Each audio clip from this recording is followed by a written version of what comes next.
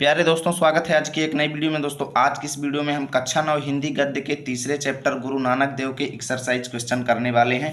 यहाँ पर मैंने कॉपी पर इसके एक एक क्वेश्चंस का आंसर लिख लिया है। पहले मैं आपको बुक में एक एक क्वेश्चन का आंसर अच्छे तरीके से समझाऊंगा, फिर अपनी इस नोट्स में दिखाऊंगा कि आप लोगों को उस गद्यांश के एग्जाम में आ जाने पर आप लोग उसे कैसे सॉल्व करेंगे। तो वीडियो बहुत ज़्यादा इंपॉर्टेंट होने वाली है। तो चलिए बिना देरी किए हुए आज की इस वीडियो को शुरू करते हैं, ठीक है ना। यहाँ पर देखिए, पहला गद्यांश आप सभी को सामने दिख रहा होगा और यहाँ पर क्या दिया गया है कि रेखांकित अंशों की व्याख्या तथा तथ्यपरक प्रश्नों के उत्तर देना है। यानी कि जो गद्यांश यहाँ पर दिए गए हैं इसके नीचे दिए गए प्रश्नों का हमें उत्तर देना है। तो पहला गद्यांश आप लोग देख सकते हो, आकाश में जिस प्रकार षोडश कला से पूर्ण चंद्रमा अपनी कोमल स्निग्ध किरणों से प्रकाशित होता है, उसी प्रकार मानव चित्त में भी किसी उज्ज्वल प्रसन्न ज्योतिपुंज का आविर्भाव होना स्वाभाविक है। गुरु नानक देव ऐसे ही षोडश कला से पूर्ण स्निग्ध ज्योति महामानव थे। लोकमानस में अरसे से कार्तिकी पूर्णिमा के साथ गुरु के आविर्भाव का संबंध जोड़ दिया गया है। गुरु किसी एक ही दिन को पार्थिव शरीर में आविर्भूत हुए होंगे, पर भक्तों के चित्त में वे प्रतिक्षण प्रकट हो सकते हैं। पार्थिव रूप को महत्व दिया जाता है, परंतु प्रतिक्षण आविर्भूत होने को आध्यात्मिक दृष्टि से अधिक महत्व मिलना चाहिए। इतिहास के पंडित गुरु के पार्थिव शरीर के आविर्भाव के विषय में वाद विवाद करते रहें, इस देश का सामूहिक मानव चित्त उतना महत्व नहीं देता, ठीक है ना। अब ये पूरा गद्यांश है जो कि मैंने अभी पढ़ा। यहाँ पर देखो, पहला प्रश्न कहता है उपर्युक्त गद्यांश का संदर्भ लिखो। तो इसका संदर्भ कैसे लिखेंगे, चलो वो चीज़ दिखाते हैं। तो सबसे पहले आप लोगों को करना क्या है, शुरू के जैसे 2-3 शब्द हैं और अंत के 2-3 शब्द हैं, तो आप लोगों को शुरू में यहाँ पर लिख देना है ऊपर ही एग्जाम की कॉपी में, ठीक है ना। इससे जांचने वाले समझ जाएंगे कि हाँ आपने किस गद्यांश को सॉल्व किया है। उसके बाद संदर्भ कैसे लिखेंगे, प्रस्तुत गद्यांश हमारी पाठ्य पुस्तक हिंदी के गद्य खंड में संकलित गुरु नानक देव पाठ से अवतरित है, जिसके लेखक हजारी प्रसाद द्विवेदी हैं, ठीक है ना। ऐसे आपको लिखना है। उसके बाद अगला क्वेश्चन देखिए, दिया गया है रेखांकित अंशों की व्याख्या करो। तो आप लोग देख सकते हो कि गद्यांश तो बहुत बड़ा है, लेकिन इसमें जहाँ जहाँ पर रेखा खींची गई है, यहाँ से देखें यहाँ तक आप लोग देखें तो लाइन खींची गई है। तो कुल मिला करके हमें उसी लाइन के अर्थ लिखने हैं जहाँ पर रेखा खींची गई है, यानी रेखांकित भाग जो है केवल उसकी व्याख्या लिखनी है। तो एक बार मैं आपको बता देता हूँ। देखिए, गुरु नानक देव ऐसे ही षोडश कला से पूर्ण स्निग्ध ज्योति महामानव थे, ठीक है ना। तो यहाँ पर हजारी प्रसाद जी ये कहना चाहते हैं कि गुरु नानक देव जो हैं, गुरु नानक देव के नाम आप सुने होंगे, ठीक है ना। तो गुरु नानक देव जो हैं वो क्या थे, षोडश कला यानी 16 कलाओं से, ठीक है ना, 16 कलाओं से परिपूर्ण। स्निग्ध माने यहाँ पर अलग अलग अर्थ होगा। स्निग्ध माने चिकना भी होता है, स्निग्ध माने सुंदर भी होता है, ठीक है ना। तो यहाँ पर आप सुंदर लेंगे, ठीक है ना। 16 कलाओं से युक्त स्निग्ध यानी सुंदर ज्योति महामानव थे। महामानव मतलब महापुरुष थे, ठीक है ना। यानी गुरु नानक देव के विषय में यहाँ पर चर्चा करते हुए हजारी प्रसाद जी क्या कहते हैं कि चंद्रमा की ही तरह गुरु नानक देव भी 16 कलाओं से परिपूर्ण एक बहुत ही सुंदर महामानव थे। लोकमानस में अरसे से मतलब बहुत ही पहले समय से, ठीक है ना। लोकमानस में मतलब संसार में, यानी संसार में बहुत पहले से ही कार्तिकी पूर्णिमा के साथ, यानी कार्तिक महीने की जो पूर्णिमा का दिन आता है उसके साथ गुरु के आविर्भाव का संबंध जोड़ दिया जाता है। आविर्भाव मतलब गुरु की जन्मतिथि, ठीक है ना। आविर्भाव मतलब गुरु कब उत्पन्न हुए। तो गुरु को कब उत्पन्न हुआ माना जाता है, कार्तिक पूर्णिमा यानी कार्तिक महीने की पूर्णिमा के दिन गुरु के जन्म दिवस को माना जाता है। तो यही कहते हैं कि जो संसार में बहुत पहले से ही गुरु के ये उत्पन्न होने का समय जो है कार्तिक महीने की पूर्णिमा से माना जाता है, ठीक है ना। तो इसकी व्याख्या लिखेंगे कैसे, वो चीज़ चलो आपको हम नोट्स में दिखाएंगे। देखो, आप लोगों को हेडिंग डाल देना है, दूसरा नंबर यहाँ पर डाल के रेखांकित अंश की व्याख्या, ठीक है। लेखक कहते हैं कि गुरु नानक देव चंद्रमा के समान ही 16 कलाओं से युक्त सुंदर महामानव थे या महापुरुष थे, लिख लेना, ठीक है ना। हमारे देश की जनता बहुत समय से गुरु नानक देव के जन्म को कार्तिक महीने की पूर्णिमा के दिन मनाती आ रही है। ऐसे आपको रेखांकित अंश की व्याख्या लिखना है, पूरे 2 अंक आपको मिल जाएंगे, ठीक है ना। अब यहाँ पर देखें तो गद्यांश के नीचे तो कई क्वेश्चन दिए गए हैं, लेकिन आपके एग्जाम में केवल 3 क्वेश्चन दिए जाएंगे, ठीक है ना। अब यहाँ पर 5 क्वेश्चन है, 5 में से कोई भी 3 क्वेश्चन आपके एग्जाम में आ सकते हैं। तो 2-2 अंक के 3 क्वेश्चन रहेंगे और 6 अंक का पूरा गद्यांश रहेगा, ठीक है ना। अब देखो अगला, लेखक की दृष्टि में गुरु के पार्थिव शरीर के आविर्भाव के स्थान पर किसको महत्व मिलना चाहिए। यानी कि जो गुरु का पार्थिव शरीर है उसके उत्पन्न होने की जगह पर किसको महत्व मिलना चाहिए। तो इसका आंसर कैसे लिखेंगे, देखिए आप लोगों को लिखना है लेखक की दृष्टि में गुरु के पार्थिव शरीर के आविर्भाव के स्थान पर उनके आध्यात्मिकता को महत्व मिलना चाहिए, ठीक है ना। उनकी आध्यात्मिकता को महत्व मिलना चाहिए। अगला क्वेश्चन देखो, चंद्रमा कितनी कलाओं से परिपूर्ण होता है, तो 16 कलाओं से परिपूर्ण होता है, ठीक है। कार्तिक पूर्णिमा का संबंध किस महामानव से है? तो गुरु नानक देव से। ठीक है ना। आप लोग यहाँ पर देख भी सकते हो, चंद्रमा 16 कलाओं से परिपूर्ण होता है। कार्तिक पूर्णिमा का संबंध महामानव गुरु नानक देव से है। ऐसे आपको लिख देना है और आपका पहला गद्यांश जो है वो बेहतर तरीके से सॉल्व हो जाएगा। अब चलिए चलते हैं हम गद्यांश के खा नंबर पर। ठीक है ना। यहाँ पर इसको आप लोगों को अच्छे तरीके से समझाते हैं। तो देखिए यहाँ पर क्या है, गुरु जिस किसी भी शुभ क्षण में चित्त में आविर्भूत हो जाएं वही क्षण उत्सव का है। ठीक है ना। यहाँ पर गुरु नानक देव जी क्या कहते हैं, किसी भी समय, जो भी समय, ठीक है ना, किसी भी समय यदि आपके मन में गुरु की याद आ जाए, गुरु आपके मन में उत्पन्न हो जाए, गुरु आपके मन में याद आ जाए, तो वही क्षण उत्सव का है, वही क्षण जो है खुशियों का है। ठीक है ना। वही क्षण यानी वही समय जो है उल्लसित कर देने के लिए पर्याप्त है, वही समय आपको प्रसन्न कर देने के लिए पर्याप्त है। नवो नवो भवसि जायमान, गुरु तुम प्रतिक्षण चित्त भूमि में आविर्भात होकर नित्य नवीन हो रहे हो। ठीक है ना। आविर्भूत होकर नित्य नवीन हो रहे हो। तो यहाँ पर हजारी प्रसाद जी क्या कहते हैं कि नवो नवो मतलब नए नए हो रहे हो, नवीन हो रहे हो, भवसि मतलब हो रहे हो, जायमान मतलब प्रतिक्षण। ठीक है ना। कि हे गुरु आप प्रतिक्षण हमारे मन मस्तिष्क में आकर के प्रतिक्षण नवीन हो रहे हो। यानी इस लाइन का ही अर्थ यहाँ से यहाँ तक लिखा गया है कि गुरु तुम प्रतिक्षण हमारे मन मंदिर में, चित्त भूमि मतलब हमारे मन मंदिर में आविर्भूत होकर मतलब उत्पन्न हो करके, याद आ करके हमें प्रतिदिन नित्य नवीन हो रहे हो, मतलब नए होते जा रहे हो, आपकी यादें जो है वो नई होती जा रही हैं। ठीक है ना। अब यहाँ पर देखो इसके नीचे गद्यांश का संदर्भ लिखना। तो जो पद नंबर 1 का गद्यांश बताया हूँ इसके सभी गद्यांशों के लिए संदर्भ सेम रहेगा, तो सेम संदर्भ यहाँ पर लिख लेना, इसलिए बार बार इसको नहीं लिखेंगे। ठीक है ना। रेखांकित अंशों की व्याख्या कैसे लिखेंगे वो चीज चलो हम आपको दिखाते हैं। तो यहाँ पर देखो आप लोगों को हेडिंग डाल देना है रेखांकित अंश की व्याख्या। ठीक है। लेखक का मत है कि गुरु जिस किसी भी शुभ मुहूर्त में हृदय में उत्पन्न हो जाएं वही मुहूर्त आनंद का है, प्रसन्नता का है। वह ऐसा समय है जो जीवन में हर्षोल्लास कर देने वाला होता है। ठीक है ना। उसके बाद देखिए और क्या लिखना है, परमात्मा की ये महान विभूतियां प्रतिक्षण भक्तों के हृदय में जन्म लेकर नित्य नया रूप धारण करती रहती हैं। सच है कि गुरु तो हर क्षण मन में उत्पन्न होकर नए नए होते रहते हैं। नवो नवो भवसि जायमान, उसी का अर्थ यहाँ पर है कि गुरु तो हर क्षण मन में उत्पन्न होकर नए नए होते रहते हैं। ओके, चलिए चलते हैं नेक्स्ट पेज पर और इसके कुछ बचे हुए क्वेश्चंस को भी सॉल्व करते हैं। तो हम आ चुके हैं नेक्स्ट पेज पर।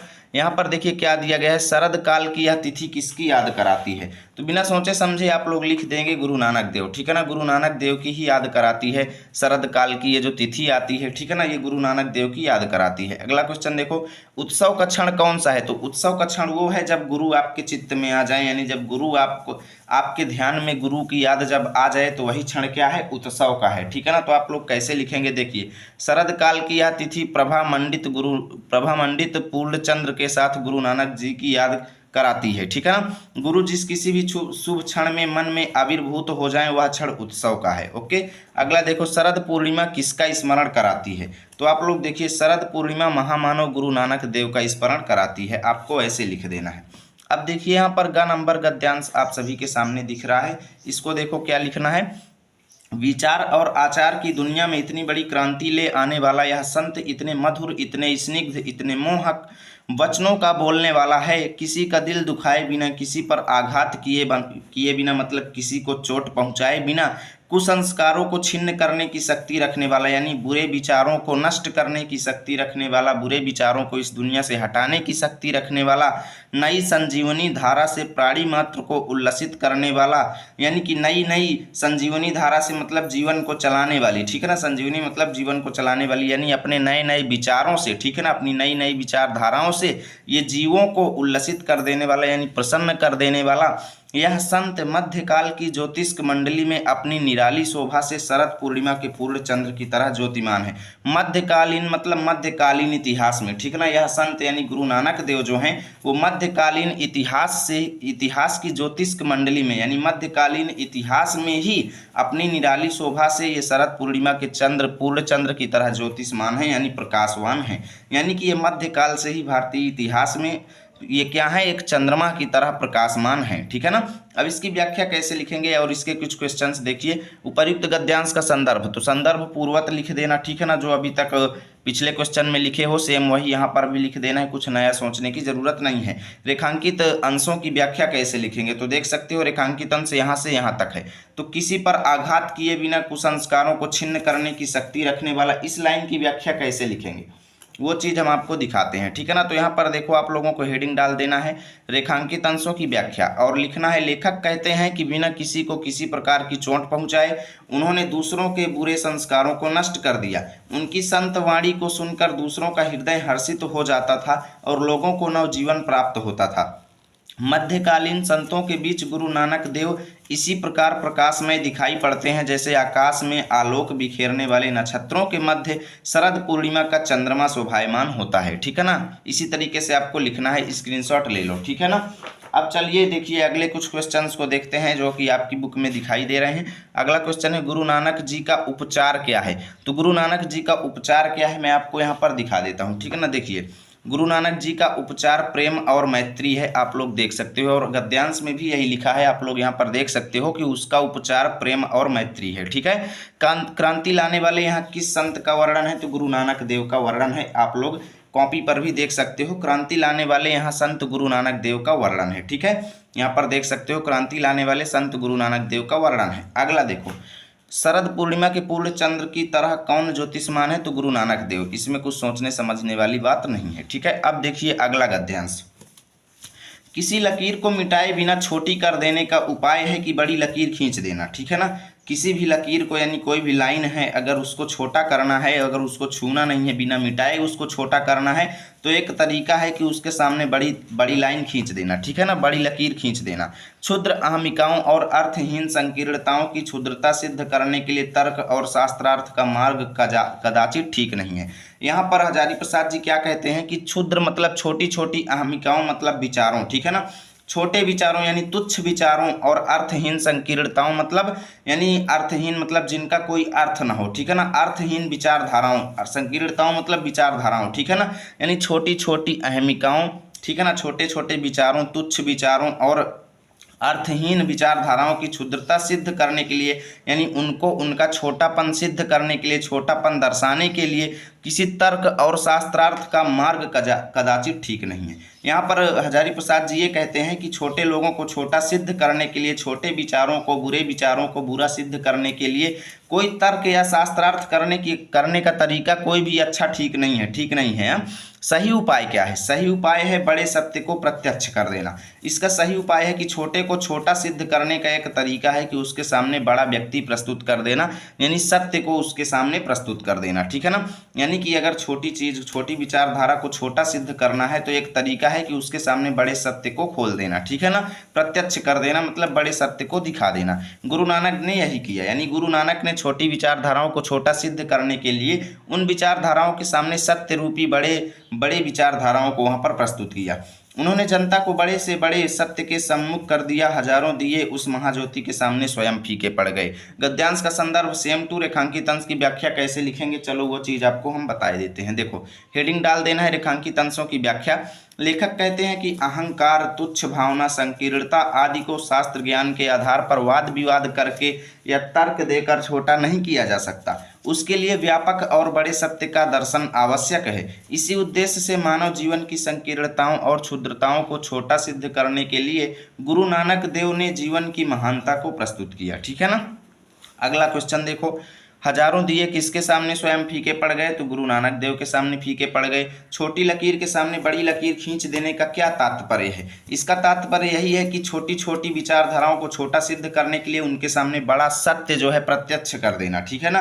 तो इसको कैसे लिखेंगे, देखिए छोटी लकीर के सामने बड़ी लकीर खींच देने का तात्पर्य है कि अहंकार, तुच्छ भावना इत्यादि छोटी चीजें दूर करने के लिए इनके सामने किसी व्यापक और बड़े सत्य को सिद्ध करना जरूरी है, ठीक है ना। अगला क्वेश्चन देखो, अहमिकाओं और अर्थहीन संकीर्णताओं की क्षुद्रता सिद्ध करने का सही उपाय क्या है। सेम पिछले वाले का ही सेम यहाँ पर भी रहेगा कि उसके सामने बड़े सत्य को प्रत्यक्ष कर देना।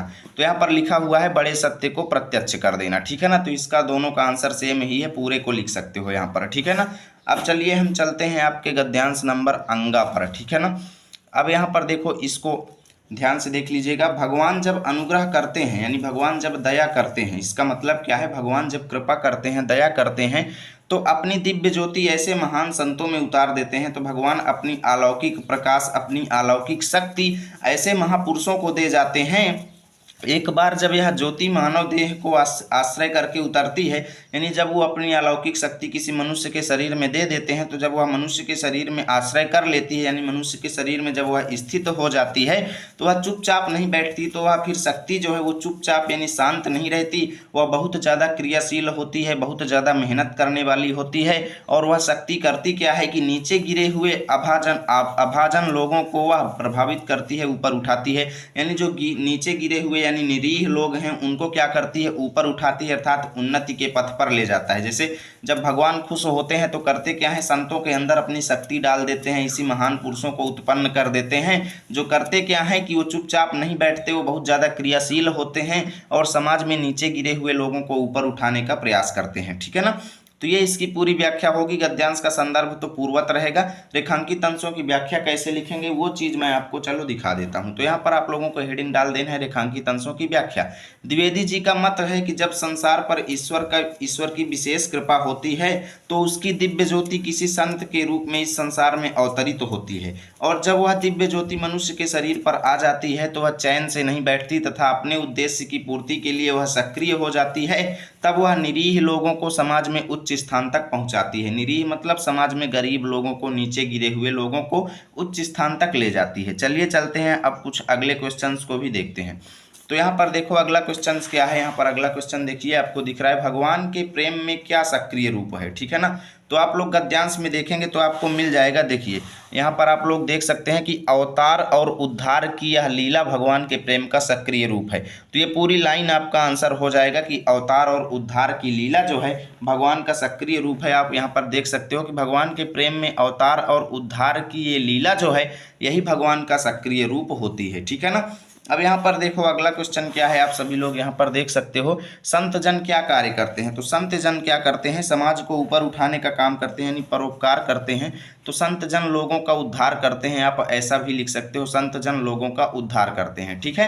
अब अगला क्वेश्चन देखिए, अनुग्रह का क्या तात्पर्य है। यानी आपको गद्यांश में एक शब्द मिला, भगवान जब अनुग्रह करते हैं तो अनुग्रह का मतलब क्या है, ये चीज़ यहाँ पर देख लो। ठीक है ना। देखो भगवान का अवतार लेकर गिरे लोगों का उद्धार करने की लीला को अनुग्रह कहते हैं। यानी भगवान जब स्वयं किसी संत के रूप में अवतार ले लेते हैं और गिरे लोगों को यानी निरीह लोगों का उद्धार करते हैं, इसी लीला को हम अनुग्रह कहते हैं। ओके, ऐसे आपको लिख देना है। अब देखिए यहाँ पर लास्ट गद्यांश आप सभी के सामने दिख रहा है। महागुरु नई आशा, नई उमंग, नए उल्लास की आशा में आज इस देश की जनता तुम्हारे चरणों में प्रणति निवेदन कर रही है। आशा की ज्योति विकीर्ण करो, मैत्री और प्रीति की स्निग्ध धारा से आप्लावित करो। हम उलझ गए हैं, भटक गए हैं, पर कृतज्ञता अब भी हमारे अंदर रह गई है। आज भी हम तुम्हारी अमृतोपम वाणी को भूले नहीं गए हैं। कृतज्ञ भारत का प्रणाम अंगीकार करो। यहाँ पर हजारी प्रसाद जी क्या कहते हैं कि हम इस संसार की मोह माया में उलझ गए हैं। ठीक है ना। इस संसार की मोह माया में उलझ गए हैं, भटक गए हैं, परंतु हमारे अंदर अभी आज भी आपका दिया गया दिव्य प्रकाश जो है क्या है, बाकी रह गया है। आज भी हम तुम्हारी अमृतोपम वाणी को नहीं भूले हैं, आज भी हम आपकी अमृत के समान वाणी को नहीं भूले हुए हैं। कृतज्ञ भारत का प्रणाम अंगीकार करो। हे गुरु नानक देव, आप हम सभी भारतवासियों का प्रणाम स्वीकार कीजिए। ठीक है ना। अब देखो गद्यांश का संदर्भ तो पूर्वत रहेगा। रेखांकित अंश की व्याख्या कैसे लिखेंगे वो चीज़ आपको हम दिखाते हैं। देखिए रेखांकित अंश की व्याख्या लिखना है तो कैसे लिखना है। लेखक का कथन है कि हे गुरु, हम वर्तमान समाज में रहने वाले भारतवासी कामना, लोभ, तृष्णा इत्यादि दुर्गुणों से ग्रसित होकर भटक गए हैं, फिर भी हम में कृतज्ञता का भाव विद्यमान है। ठीक है ना। और चलिए नेक्स्ट पेज पर चलते हैं। कृतज्ञता का भाव विद्यमान है, इस कृतज्ञता के कारण ही आज भी ये भारतवासी आपकी अमृतवाणी को नहीं भूले हैं। हे गुरु, आप कृतज्ञ भारतवासियों के प्रणाम को स्वीकार करने की कृपा करें। ऐसे आपको लिखना है। ओके। देखो अगला क्वेश्चन, कृतज्ञ भारत का प्रणाम अंगीकार करने का क्या मतलब है कि भारतवासी आपको प्रणाम कर रहे हैं, उनके प्रणाम को स्वीकार करो। और क्या मतलब है, देखो कृतज्ञ भारत का प्रणाम अंगीकार करो का मतलब है कि आप कृतज्ञ भारतवासियों के प्रणाम को स्वीकार करने की कृपा करें। ठीक है ना। ऐसे आपको लिख देना है। अगला क्वेश्चन, कृतज्ञता से आप समझते क्या हैं। तो इस चीज को कैसे लिखेंगे, देखो किसी के उपकार को अंगीकार करके सम्मान देना। ठीक है ना। यानी किसी के द्वारा किए गए उपकार को स्वीकार करके उसको सम्मान देना, उसके प्रति न्यौछावर होना, यही कृतज्ञता का भाव है। जैसे गुरु नानक देव ने हम लोगों के प्रति उपकार किया, हम लोग उनके उपकार को स्वीकार करते हैं और सम्मान देते हैं और उनके प्रति न्यौछावर होते हैं, इसीलिए हमें कृतज्ञ कहा गया है। ठीक है, लेखक गुरु से किस प्रकार की ज्योति विकीर्ण करने का निवेदन कर रहा है। ठीक है ना, तो यहाँ पर देख सकते हो आशा की ज्योति विकीर्ण करो, आप लोग देख सकते हो आशा की ज्योति विकीर्ण करो, तो वही चीज आप लोग लिख देंगे, लेखक गुरु से आशा की ज्योति विकीर्ण करने का निवेदन कर रहा है। ठीक है ना, तो यहाँ से आपके एक्सरसाइज क्वेश्चन भी खत्म होते हैं। उम्मीद करता हूँ वीडियो अच्छी लगी होगी। प्लीज वीडियो को लाइक और शेयर जरूर कीजिएगा। मिलेंगे आपके साथ अगले चैप्टर में उसके क्वेश्चंस को लेकर के।